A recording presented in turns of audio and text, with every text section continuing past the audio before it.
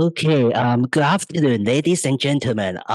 Welcome to my workshop on IELTS reading. This is Dr. Chris Kwan.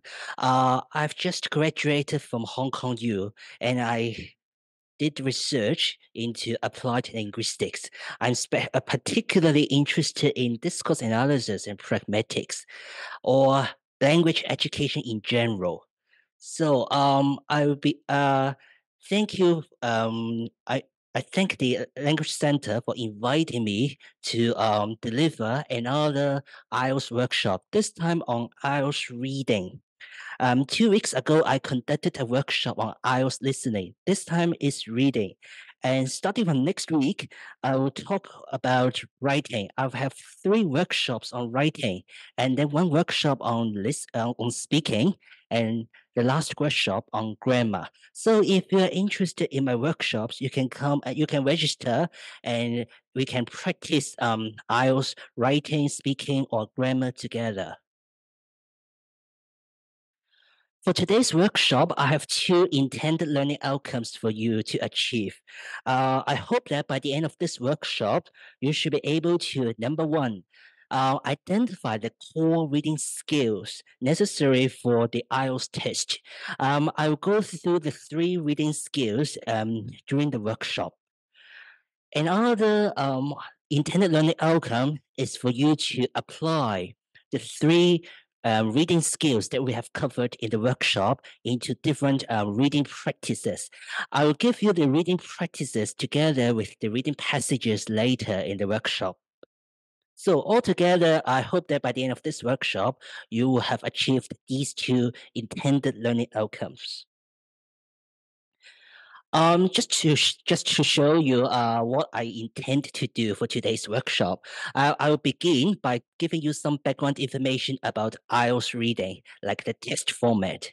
And then in the second part of this workshop, I will highlight the 3 reading skills that you need to practice before your IELTS reading test. And then the third part would be the key component of this workshop, that is the reading practices. If we have time, we will do 3 practices together. But if we don't have time, we will only do 2. It depends. And I will draw a summary or a conclusion of this workshop by giving you some personal tips on how to excel in the IELTS reading test based on my test taking experience. Okay, let me begin with the first part. Let me give you some background information about IELTS reading. You have 60 minutes to read 3 passages and to answer 40 questions. The 40 questions are divided into 3 sessions: session 1, session 2, and session 3. And session 2 will be more difficult than session 1, and session 3 will be more difficult than session 2. The level of difficulty increases when the test progresses. And the questions will be in the same order as the information in the reading passages. That means you get the answer for question 1 first before you get the answers for question 2, and then the answer for question 3, so and so forth. And each correct answer receives 1 mark. So the full mark for this test will be 40. And then the mark that you have got will be converted into the corresponding band. Okay, you can find the if you Google something like IELTS conversion table, you will be able to get a table or something like this. I'm not saying this is accurate or like if you have got 29 marks in the IELTS reading test, you must get 6.5. No, this is just for your quick reference. Or let me put it this way. Maybe if this is just for your quick reference, in the sense that if you have got like 30, if you are aiming for a band 7 in IELTS reading, then you'll be safe if you have got at least 30 marks in the IELTS reading test. So this table is just for your reference, but this is not but it is, not definitive. So, what are the key reading skills that you may need to practice before your test? Before I go through the three reading skills, let's just do a warm up activity together. Don't worry, it's not going to be very difficult. It's actually a 1 minute speed reading, not speed dating. Okay, speed reading means you have to read something very quickly. I will give you 1 minute to look at the short passage. I will show you the I will show you the passage on the screens. So in the coming 1 minute, you look at the screen. You look at the screen and try to remember the passage in terms of content. Try to remember as much content as you can during that 1 minute. And after 1 minute, I will ask you two questions. So are you ready? Yes. Okay. Let me give you a hint. The picture will give you some ideas of what the passage will be about. Okay. I will talk about this picture later, but you first have a look at the reading passage first. Okay. So, are you ready for the two questions, or have you finished reading, or have you got a general idea of the passage? Maybe I will check your understanding by asking you the two questions. Here comes my first question. What is the aim of the passage? Don't worry, I have four choices for you to choose. Just let me know which is the answer. Whether the passage is to alert readers, to describe something, to inform readers of something, or to urge readers to a message.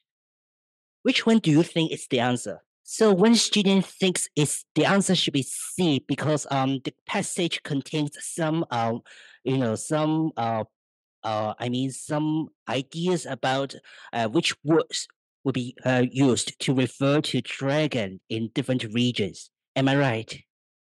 Mhm. So for the other students here, do you agree with the answer? Yes, C.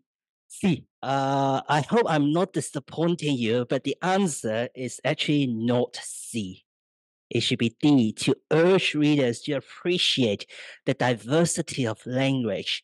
Actually, if you look at the if you are interested in the passage, I can send a slide to you later after this workshop. The writer's key message comes towards the end of the passage. What you said about the use of different words to refer to dragon is just an example of or, a, sup- or it's just something that supports the writer's main idea in the passage that you have read. Okay. Uh, Maybe I will skip this question at the moment. And my next question will have something to do with what you have said about the use of different words in different Asian regions. Okay, can you remember? Okay, like long, like the word long. Where is it used? This time, this question is a bit difficult because it's asking you for specific details from from the reading passage. It requires you to match the regions with the words with the relevant or corresponding words. This thing that is interesting that one of the students mentioned Japan, but actually, in the reading passage, Japan doesn't appear in it at all. So what I mean is the writer didn't mention which word is used in Japan to talk about dragons.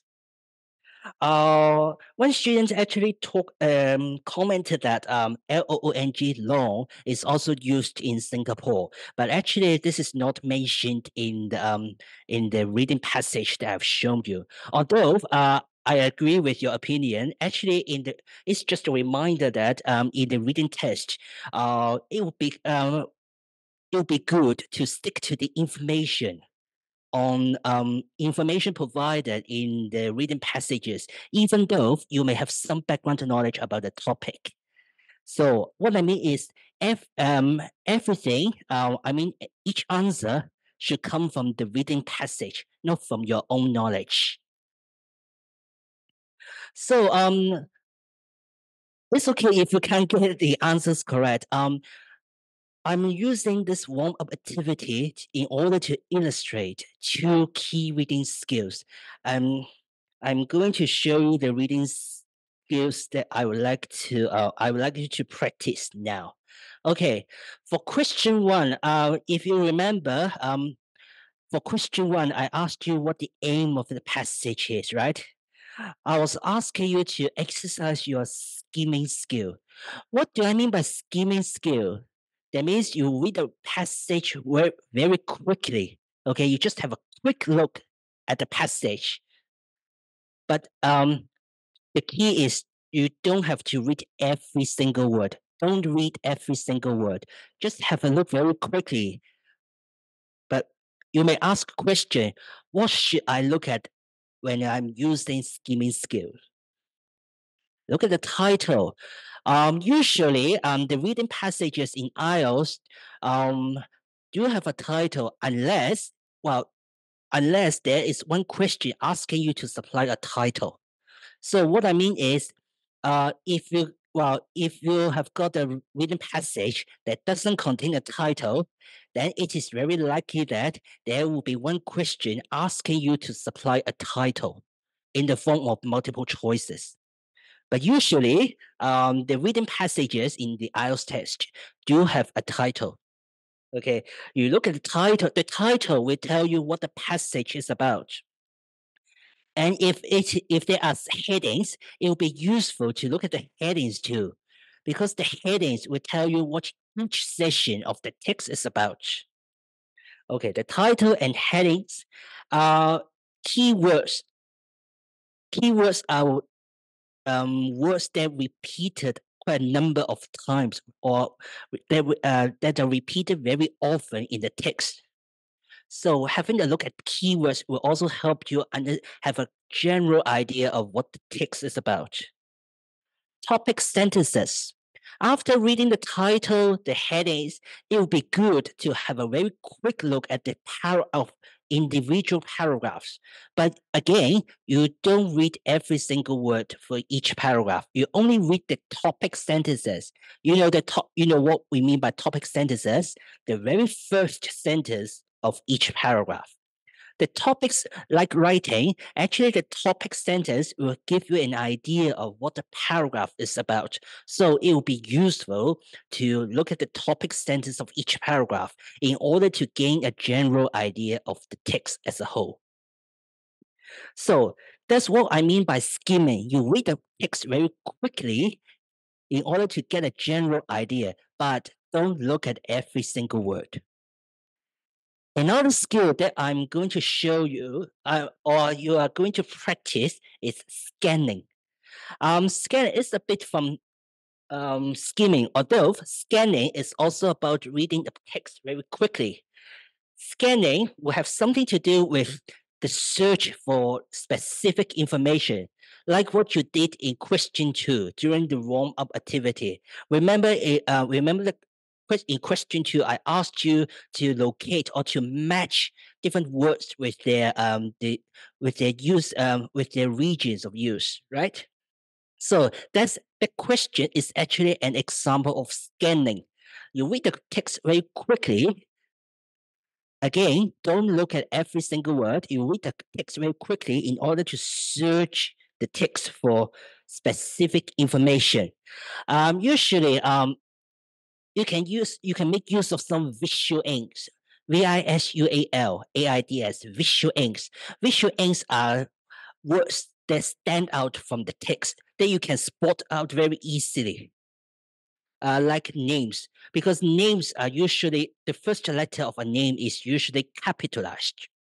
Names, numbers, these are This can be identified or observed very easily or spotted out very easily. Okay. And then the use of terms, terminology, the use of terms. So you look for these information in order to help you locate the relevant portion of the relevant or excerpt of an of the passage that will be relevant to a question. So if you are asked in a question, if you are asked to locate specific information, then you can go back to the written passage to look for the term used in the question. That can help you find out where you can get the answer, so that you can increase your chance of getting the right answer. Other than skimming and scanning, the third reading skill that you need to practice is intensive reading. This time it's about close reading of the reading passage.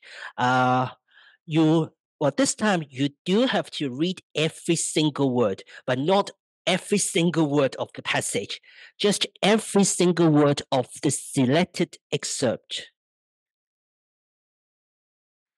So what I mean is, okay, in the reading passage, you think that, okay, these sentences will show you the answer. These sentences will show you the answers.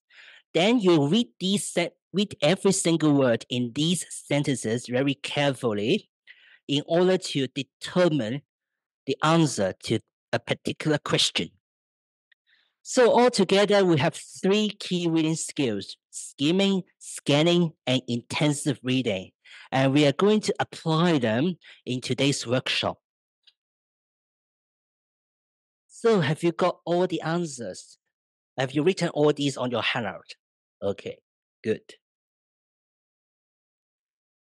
And as I said, in the IELTS reading test, each question has a purpose.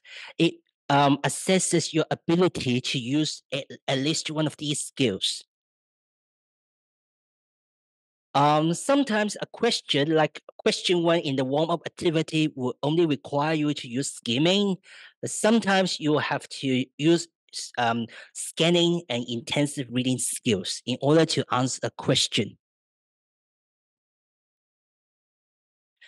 So these two diagrams I'm using these two diagrams to sum up what I mean by skimming and scanning. Okay. So both skimming and scanning requires you to read the text very quickly. But for skimming, you only look at the title, subtitle, and the topic sentence of each paragraph. While for scanning, okay, you try to read the text very quickly in order to find some keywords or some specific information like names, terms, numbers, or other visual aids that stand out from the text. Okay, now here comes the third part of the workshop. I've prepared some reading practices. Actually, there are 40 questions in total, divided into 3 sessions. These materials are made by me, all by myself. Except that I downloaded the passages online, and then I created the questions all by myself. Actually, these practices resemble the actual IELTS reading test. And if we have, as I've said right at the beginning, if we have time, we can do all 3 practices together. If not, we can do 2 of them. Okay, let me distribute these to you first. Maybe let's just do this. We don't do all the questions all once. No, we can divide the practice into 3 parts. Let's just focus on reading passage 1 and do the questions for reading passage 1 first. Is that okay? After you have done reading passage 1, and we can go through the answers and we can talk about, I will show you how we can apply the reading skills. But first of all, I would like you to have a try first. So can I give you 20 minutes, about 20 minutes to focus on reading passage one, and then you work out the answers first. So it's 3:41. Maybe we'll start again at 4. Okay, great. It seems that you have finished the questions within 20 minutes. I think that's a good phenomenon, because that shows you have good time management, and you can control the time very well. So time management is very important, not just in the reading test, but also the in the other tests during the IELTS exam. So maybe I'll show you all the answers for reading practice one first. Let me show you the answer now. Well, first, answers to questions 1 to 4. Okay, false, true, and not given. This type of question, I mean, true, false, not given, actually tests your ability to use scanning and also intensive reading skills. To tackle this question type, you need to find the relevant part from the reading passage that is related to each statement here. And then after locating the relevant sentences, you do close reading of those sentences. You read every single word within those sentences in order to help you make a judgment as to whether the statement is true, false, or not given. So questions 5 to 9. I will explain this question type later, the matching. This question type is quite common in the IELTS test. I mean, matching the headings with each session of the reading passage. The answer is number 4. Okay, for question 5, 4, heading 4. Question 6, heading 6. Question 7, heading 3. Question 8, heading 7, and question 9, heading 1. One of the students attending in person here said she couldn't find the exact wording from the reading passage in order to help her decide which heading listed here would be relevant to each part of the reading passage. Actually, this is a good reminder of the use of synonyms in the reading passage. It is common that in the IELTS reading exam, the questions the wording used in the question will not be the same as the wording in the reading passage. You will see synonyms in the questions. Synonyms of the words appearing in the reading passage. This also assesses your ability to understand the passage by matching the synonyms instead of the exact wording. So if you are given this question type, you need to if you're told to match the headings with the appropriate sections or paragraphs of the text, be prepared to match the synonyms. Okay, but there is a trick. Or not really a trick, but there is a personal tip for you. If you want to excel in this type of question, the matching question, it will be useful. It will be useful if you could go back to the reading passage and make use of your scheming skill. Remember what I told you about scheming, right? You read the topic sentence of each paragraph, and then you well from after reading the topic sentence, you try to see whether you can find the answer to or the appropriate heading to each question here. If not, you go ahead to read the remaining part of the paragraph to help you make a judgment. So the key skill here would be the use of synonyms in the questions. Remember it's a reading comprehension test. So so you won't see the exact wording used between the reading passage and the questions, but you will see the use of synonyms in the question paper when the question is referring to a certain part of the reading passage. Oh, now it seems that we have more online participants. Okay. So for questions 10 to 14, it's actually a test on scanning and intensive reading. You first, well, uh, well, the answers to all these questions come to at the second last paragraph of the reading passage. And that requires you to scan the passage first in order to locate or find the relevant paragraph that can supply the answers to you. Okay, since the question requires you to compare the differences between the Western and Chinese conceptualizations of dragon or long, that piece of information actually appears in the second last paragraph of the reading passage. Some of you asked me how to read purposefully during the reading test, and this is a good example of how to read purposefully. First, you read the question. You read the question in order to understand what the question is asking you about.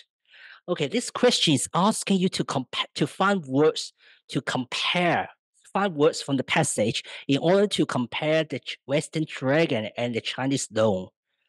Then you go back to the reading passage to the relevant paragraph, that is the second last paragraph. And from that paragraph, you find all these words. Sometimes you can copy directly from the reading passage, but sometimes you may have to change a bit, right? Again, um,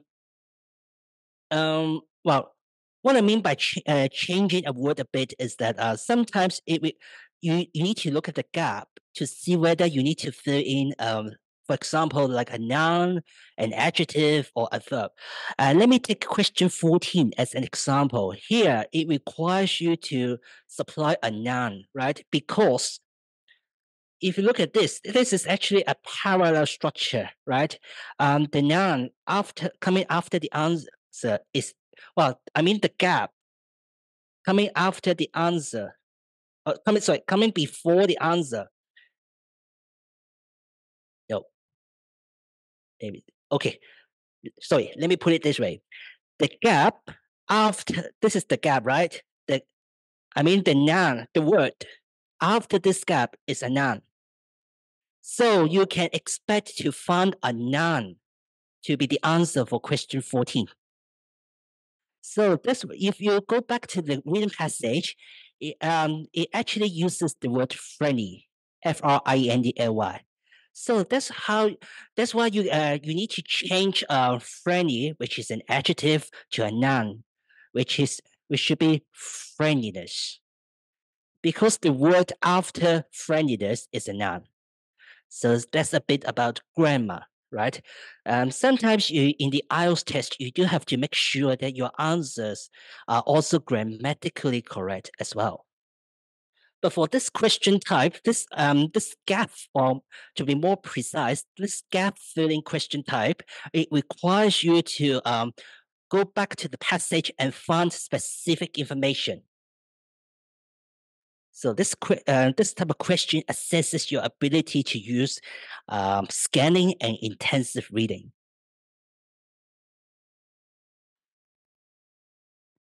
So, any questions about reading passage one?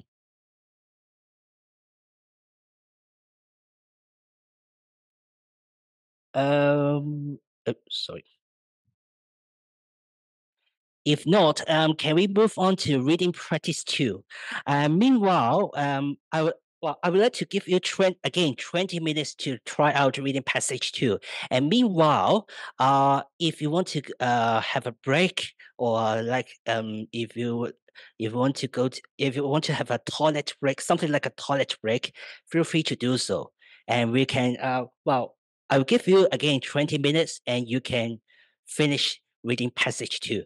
Again, we'll discuss the question types and the key reading skills involved after you have tried reading passage two. Okay, great. And it seems that the in-person participants can finish all the questions within 20 minutes.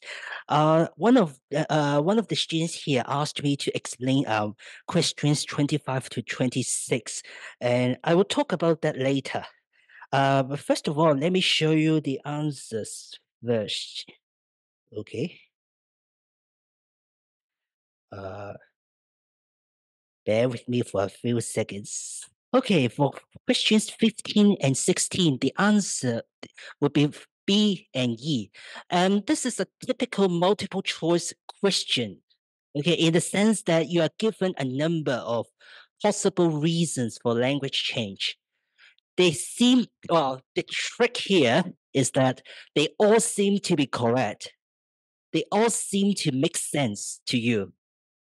But the thing is, you have to refer to your reading passage more closely in order to find out which two out of the seven here are actually mentioned in the reading passage. So if you look at paragraph one of the reading passage, you will be able to get the answer. Okay, it requires you to first use your skimming skill to locate where the answer or the answers are likely to appear. That is question one.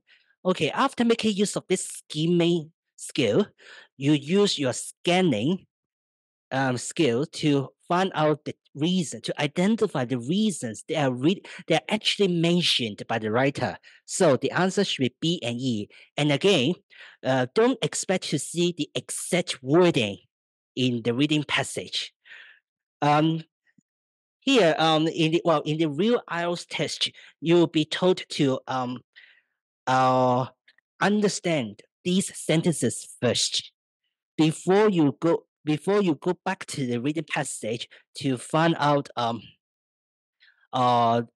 find out or identify the reasons. This is also a test of your reading comprehension, whether you can comprehend the sentences here in the questions and the meanings expressed in the reading passage.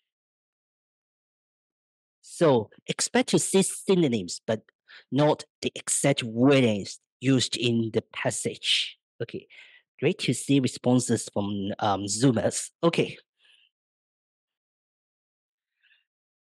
just let me show you the answers to questions 17 to 24.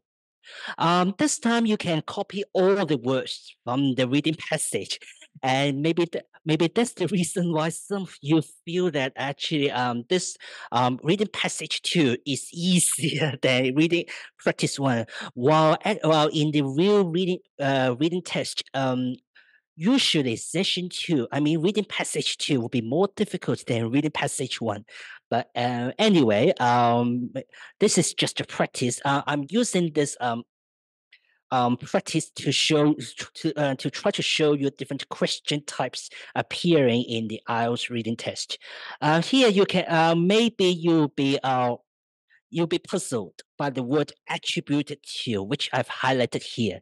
When you see the word attributed to, it's also a good word for writing. It means caused by. Okay, here if you see the word language changes can be attributed to blah blah blah, it's asking you for the reasons for language change. So this is a good sentence structure that you can use in IELTS writing.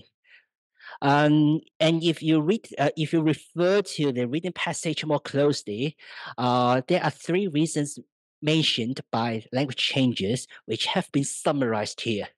This is a typical summary completion activity requiring you to use your scanning skills to find specific information from the reading passage. But this is easier than the previous table filling activity in the sense that you can just copy the words from the reading passage without making any changes. But again, expect to see the use well the use of words. Well, I mean the wording here in the questions is not the same as the wording in the reading passage. So you should expect to see the use of synonyms in the questions as a way of summarizing the key information expressed in the article. Okay, one of you asked me to explain questions 25 to 26. The answers would be word order with or without S or sounds with or without S. Sorry, just let me check it quickly.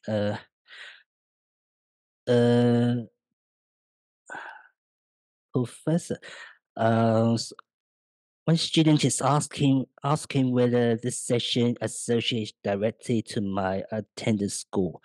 I'm not sure about this. Maybe I will talk to Mario after this session.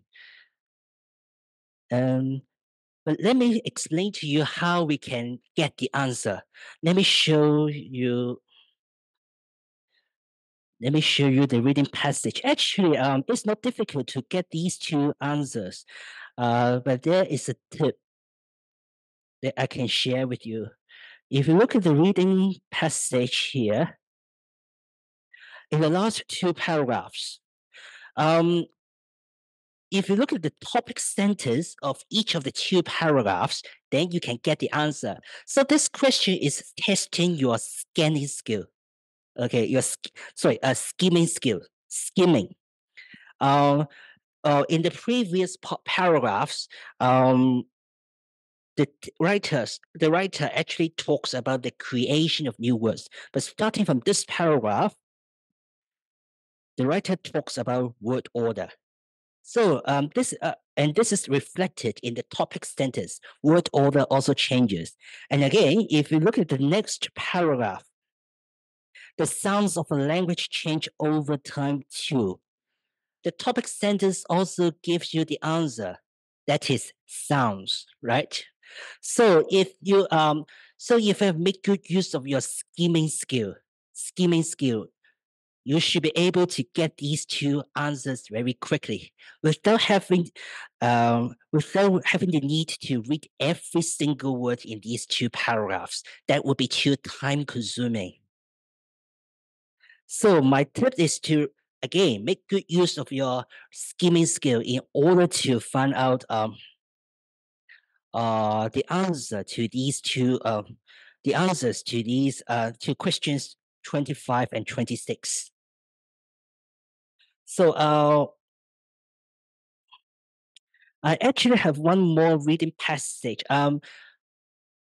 I'm not sure if we have enough time since the workshop will end at 5 o'clock and we have to do evaluation beforehand. What about this? We'll have I will give you 10 more minutes. Sorry. So no. Okay, nothing happened. Okay, maybe I just give you 10 minutes to try out just to have a taste of reading passage 3, and then I will show you some tips and tricks that you may have to pay attention to when doing reading practice 3. Okay, my apologies for interrupting you because we don't have enough time in class to finish reading passage 3. But I hope the last 10 minutes will give you some sense of feelings about some other possible question types in the IELTS reading exam. Let me show you the answers very quickly. And highlight some key things that you may need to bear in mind. Okay, from question question 27 to 33 is actually kind of some a flowchart completion. This is a flowchart asking you to summarize a certain paragraph in the reading passage. All the answers should appear in paragraph 2. You don't have to, again, you don't have to change any words, but you can just copy them from the paragraph directly. This type of question is asking you to locate specific information from the passage and present those information in some sort of visuals, like the flow chart here. It actually requires you to to make use of first your scanning, your skimming skill to find out the relevant paragraph for this question. For these questions, actually, that should be paragraph 2. After skimming the text and finding out the relevant paragraph, you do some scanning and intensive reading in order to find answers to these gaps. Okay, and then questions 34 to 36.